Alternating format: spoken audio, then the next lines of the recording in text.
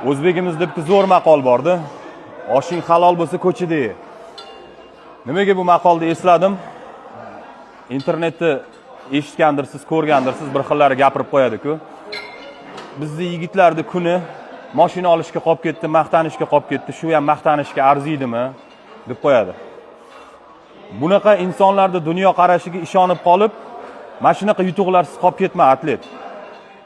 Oshing halol bo'lsa ko'chida ye degani, hech kimni uxlatmadingmi, hech kimdan qarzing yo'qmi, oilangda tinch totuvlikni ta'minlay oldingmi, Xudo sababchi qildimi, ota-onani rozi qildingmi, orttira oldingmi, eng zo'rini ol. Eng zo'riga dastoynisan. Bunaqa dishshovkalar bilan hech nimasiz qolib ketma.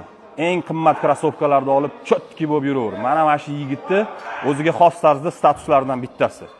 Eng zo'riga dastoynisan. U dishshovka odamlarning fikri bilan qolib ketib, mana shunaqa o'sishga bo'lgan intilishingni so'ndirma. To'xtab qolmagin, atlet, bosaver. Va aslida o'shanaqa sizni rivojlanishdan to'xtatishga targ'ib qiladigan anaqa dunyoqarashi kichkina, tor, deyarli yo'q insonlar o'zi mana shu matahlar uchun ishlagani, harakat qilib yurgan bo'ladi. Lyuboy yigitni mana shu qalbida, fitratida, yuragini tub-tubida ko'ngliga tugib qo'ygan yutuqlari bor-da. Lyuboy yigitni, mana degan erkak yigitni Xudo xohlasa oilamni, ota-onamni eng zo'r mashinalarda olib yuraman, zo'r uy quraman, hajlarga jo'nataman. Bir deganda xohlagan joyiga dam olishga jo'natadigan sharoit qilib olaman deb turib, g'ayrati yashiringan, orzusi yashiringanda buni uyg'otib turish kerak. Nabarot yutug'i borlarga qarab ergashinglar. Mana bunaqa jinnicha gap bilan shu ham yutuqmi deb turib sizlarni so'ndirib qo'yadigan, bo'shashtirib qo'yadigan lattalarni kuzatish kerak emas. U lattalar sizlarni so'ndirib qo'yib, keyin o'zi shu yutuqqa yetib borib, sizlarni ustinglardan kuladi. Ularning fitrati shunaqa, ularning sistemasi shunaqa. Tushuntira oldimmi? Atlet, bilasanmi, yutuq qachon insonga teskari ishlaydi? Yutuq kelgandan keyin kibrlanib ketsang. Kibrlanish nima degani? O'zi qo'lingga yutuq keldi, kayfga berilib ketding, ota-onangni ham eshitmayapsan, do'stlaringni tan olmayapsan. Bu teskari ishlaydi, bu yarashmaydi senga.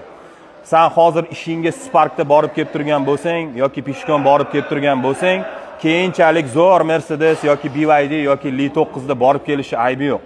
Sen o'shasan, shunchaki borib kelish manzilingga olib boradigan ulovni kurtoylashtirding xolos. Manbetingdagi fitrating o'sha, buni aybi yo'q.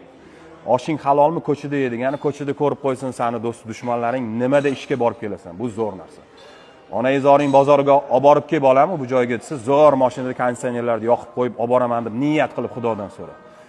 Boyaginaqa bessagonlarning gapiga kirib qolib, bu yutuq emas, to'g'ri, bu yutuq emas deb ergashib, uxlab qolma. Uxlab qolsang qayta tug'ilmaysan, umr bir marta beriladi. Chiroyli yasha, baxtli bo'l.